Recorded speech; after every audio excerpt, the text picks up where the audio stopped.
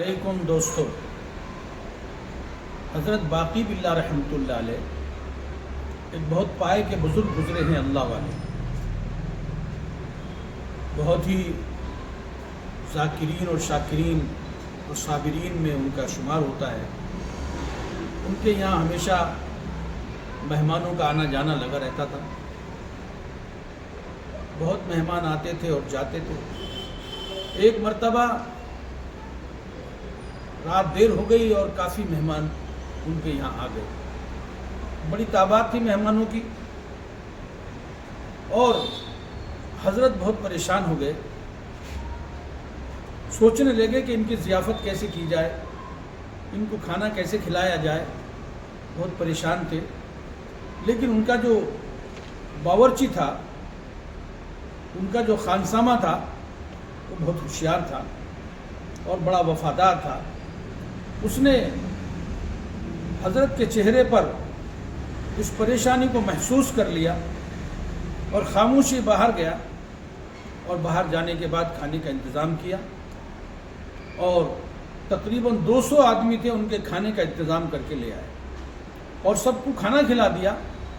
جب سب کا کھانا ہو گیا تو حضرت باقی باللہ رحمۃ اللہ علیہ بہت خوش ہو گئے، اتنا خوش ہو گئے کہ انہوں نے خوشی میں کہا باورچی سے کہ مانگ لے جو کچھ مانگنا ہے تجھے آج۔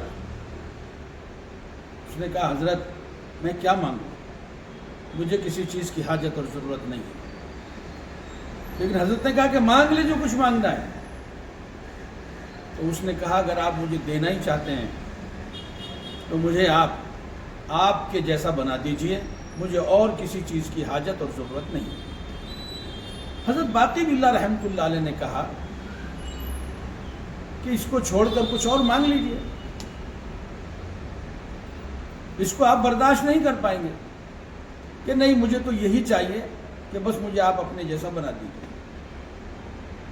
لکھا ہے کہ حضرت باقی باللہ رحمۃ اللہ علیہ باورچی کو اپنے خاص کمرے میں لے گئے اور خاص کمرے میں لے جا کر اس کو دبا دیا، معانقہ کیا اور دبا دیا، اور پھر جب دروازہ کھولا اور باہر تشریف لائے تو حضرت باقی باللہ رحمۃ اللہ علیہ ہوش میں تھے۔ فرق یہ تھا، سمجھ میں نہیں آ رہا تھا کہ حضرت باقی باللہ کون سے ہیں۔ دونوں کی شکل و شباہت، دونوں کا سب کچھ ایک جیسا تھا۔ فرق یہ تھا کہ حضرت باقی باللہ رحمۃ اللہ علیہ ہوش میں تھے اور باورچی جو ہے بے ہوش تھے، مدہوش تھے، اور وہ اس کو برداشت نہ کر سکے اور اس چیز کی تاب نہ لا سکے اور ان کا انتقال ہو گیا۔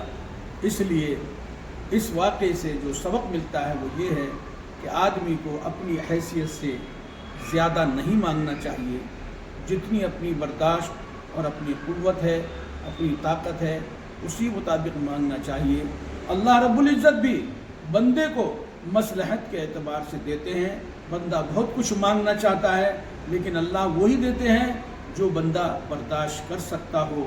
دوستو، اس سے یہ سبق ملتا ہے کہ ہم اور آپ اللہ سے اور دوسرے ذرائع سے جو بھی ہم مانگتے ہیں اسی اعتبار سے مانگیں کہ جس کو ہم برداشت کر سکتے ہوں۔ السلام علیکم ورحمۃ اللہ وبرکاتہ۔